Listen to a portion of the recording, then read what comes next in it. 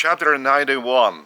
Send the vibrations of love to the present-day Pharisees by your sincere common prayer. I, whom you know as Jesus Christ, address all of you, assembled together in collective prayer. Open up to the Father, open up to me in your souls.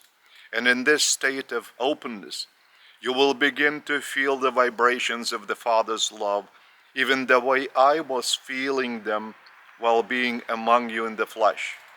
During these prayer services, send these united vibrations of the Father's love to your politicians, Pharisees, to the owners and heads of the television companies, of the newspaper companies, and of any other companies who, by their actions, promote war and violence, who, under the camouflage of nice words and exercising their enormous influence, sending low vibrations of their consciousness, animal consciousness, unawakened consciousness, by their decisions, through the actions performed by the soldiers and officers of the armies, through television and radio broadcasts, through newspaper articles, through information reports, are flooding your world with low vibrations that start choking and strangling any chance for your soul to spread love vibrations.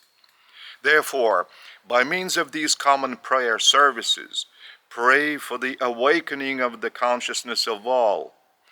Also pray for the awakening of the consciousness even of those whom your political Pharisees call terrorists. They are not terrorists the way they are being seen by your political leaders, who are also imposing such descriptions upon you, so that you, while absolutely unthinking, begin to look upon them as terrorists as well. They are the sons of the Father, even as you are, even as all others are. Just the decisions made by your politicians, Pharisees, to meet their own selfish interests, and the very actions to implement these interests have driven them into a dead end, have trapped them in the corner, and they are defending themselves. However, in their defense, they have a much more solid ground than that of yours. They have their own righteousness, their morals and understanding of God. They are taught very intensively from a very young age. Thus their concept of both God and their own righteousness is based on much higher values than your selfish interests that are being imposed upon you by your politicians, Pharisees. Therefore, this fight will be unbearable to you.